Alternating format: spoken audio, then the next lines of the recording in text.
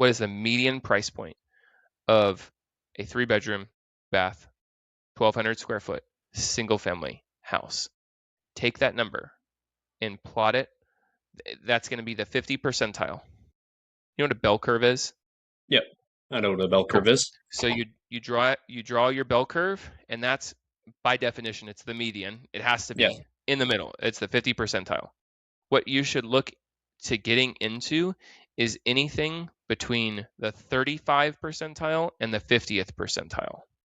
That's the price point where you want to be.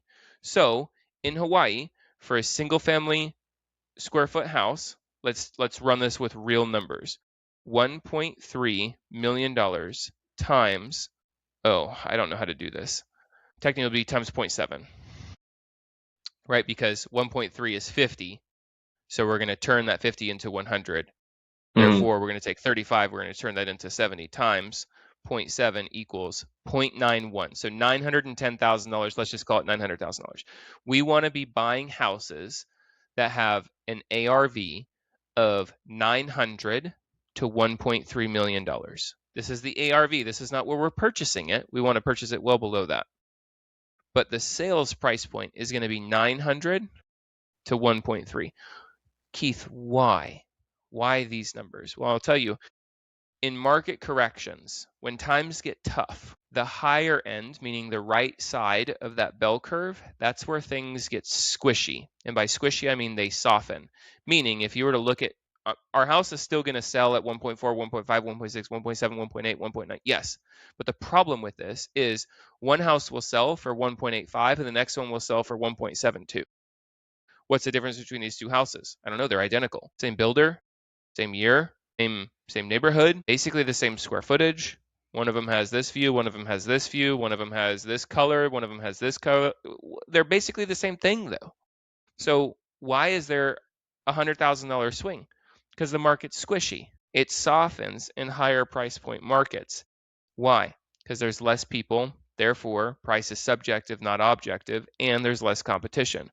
Where are those people going?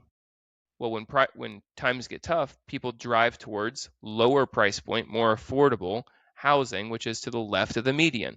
Therefore, that gets really rigid. That gets really sturdy. What do I mean by that? That means that a house will sell for $900,000, and the next one's going to sell for $903,000. The next one's going to sell for $902,000. The next one's going to sell at $905, and then there's going to be a $911, and it's going to be an anomaly. Right? They're like stacked really, really close and really, really tight. This is what we like because now we know with certainty my house is going to sell for this dollar amount. Let me give you a real life example. Actually, it's in Hawaii on the north shore of Oahu. I bought a condo. I don't remember what year it was. I don't even remember if I was out of the Marines yet. I think it was the year after I got out of the Marines. So it would have been 2021. I bought this condo up on North Shore. It's a 2-bedroom. It's a 2-bedroom, 2-bath. I don't know, about 1,000 square feet or so. And like I knew with certainty when I bought this thing, I was going to sell it for $500,000. How much did I sell it for? 7 months later, $499,000. I knew with certainty that I was going to sell it for that much. Why? Because all of the units in that building had sold for $500,000 plus or minus 5.